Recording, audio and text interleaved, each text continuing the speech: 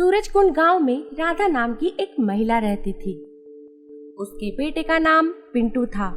पिंटू बहुत ही आलसी था। वो कोई भी काम नहीं करता और सारा दिन राधा को परेशान करता रहता था। राधा कई घरों में काम कर चूल्हा चौका करके पैसे कमाती थी। राधा के पति का देहांत हो चुका था। राधा के पति एक किसान थे और उनका एक बहुत बड़ा खेत था, पर क्योंकि पिंटू आलसी था तो वो कोई भी काम नहीं करता था। पिंटू बस अपने दोस्तों के साथ सारे दिन मजे में घूमता, खेलकूद करता और सारा समय ऐसे ही व्यतीत करता था। एक दिन उसे पैसे की जरूरत पड़ी। वो घर आकर अपनी माँ से पैसे मांगने लगा।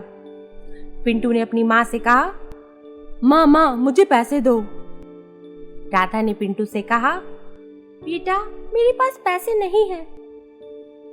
नहीं माँ, मुझे पैसे चाहिए।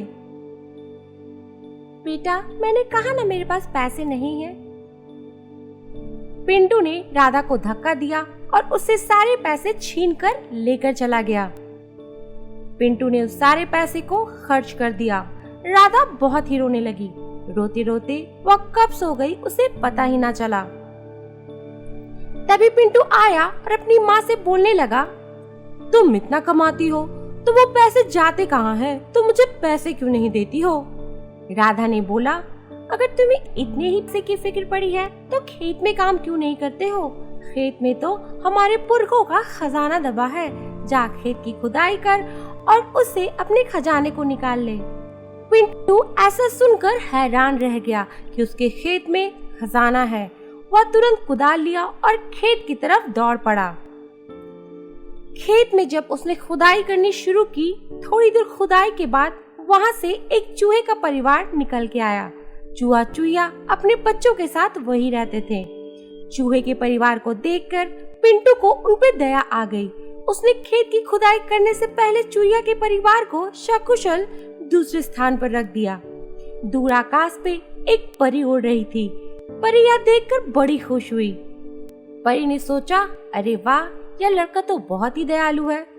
परी उड़ते उड़ते पिंटू के पास आई और पिंटू को पकड़ के बोली, अरे वाह पिंटू, तुम तो बहुत दयालु हो, एक वर मांगो। पर परी के पास एक जादुई शक्ति भी थी। वो जैसे ही किसी को छूती थी वो उसके बारे में सब कुछ जान जाती थी।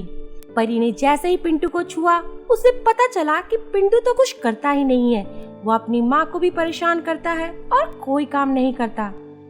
पता चलते ही परी थोड़ा पीछे हट गई और उसने पिंटू से कहा, मुझे पता नहीं था जो इंसान इतना दयावान हो सकता है वह लोगों को भी इतना परेशान कर सकता है।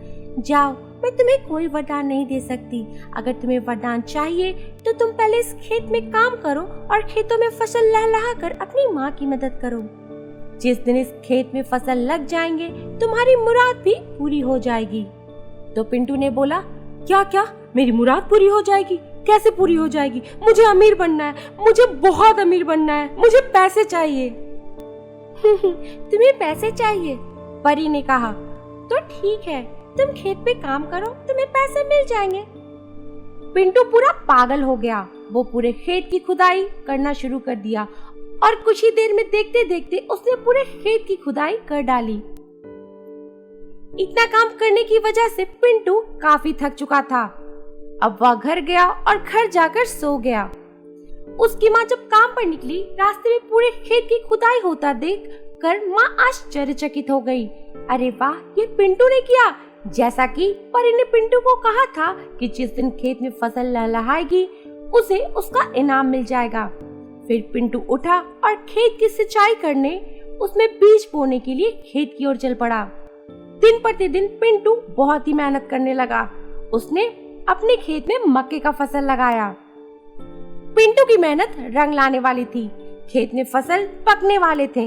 एक दिन अपने खेत की फसल की रखवाली करने के लिए वह खेत में बैठा था और सोच रहा था, अब तो फसल कटने वाली है, क्या मैं अमीर हो जाऊंगा?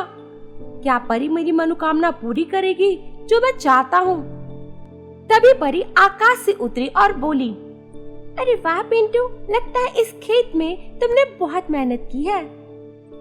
पिंटू ने परी से कहा, हाँ परी, आपने मुझे बहुत कुछ सिखाया है। उस दिन के बाद मैं मेहनत करने लगा और मैं अपनी माँ को भी कभी तंग नहीं करता। तो परी ने कहा, अरे पिंटू, ये तो तुमने लालच में आके किया, क्योंकि तुम्हें खजाना चाहिए था। अगर तुम सच में ऐसे हो तो क्या ही बात है। पिंटू ने परी से बोला, अरे नहीं नहीं परी, मैं बहुत सुधर चुका हूँ। अब तो मैं अपनी माँ को भी परेशान नहीं करता हूँ। तो परी ने बोला, चलो ठीक है, अगर तुम ऐसे ही मेहनत करते रहे और तुमने अपना स्वभाव जारी रखा तो तुम्हारी इच्छा जल्दी पूरी हो जाएगी। ऐसा बोलकर परी गायब हो गई। कुछ दिनों बाद खेत में फसल की कटाई हुई और खेत में बड़े बड़े मक्के टूटे। जब पिंटू पहले मक्के की फसल को छीलने लगा तो उसने देखा सारे मक्के के दाने सोने के थे। पिंटू खुशी से उछल पड़ा और दौड़कर अपनी माँ के पास गया और अपनी माँ से कहा, माँ चल चल, तुम्हें अब चूल्हा चौका करने की जरूरत नहीं, ना ही कहीं झाड़ू पोछा करने की जरूरत है। चल माँ चल, हम बहुत अमीर हो गए हैं, अब सिर्फ मैं काम करूँगा और तुम आराम करोगी। ऐसा बोलकर पिंटू ने अपनी माँ को खेत की ओर ले गया और उसने मक्के की फसल अपनी माँ को दिखाया। पूरे खेत में मक्के के हर दाने सोने के थे। सारे मक्के बेचकर पिंटू ने बहुत पैसा कमाया। पिंटू और उसकी माँ खुशी खुशी रहने लगे। तो दोस्तों, अब आप बताइए हमारी कहानी आपको कैसी लगी और ये भी बताइए कि इस कहानी से आपको क्या शिक्षा मिलती है। अगर आपको हमारी कहानी अच्छी लगी तो हमारे चैनल को सब्सक्राइब करना ना भूलें और आगे भी ऐसी कहानियाँ सुनने के लिए हमसे जुड़े रहें।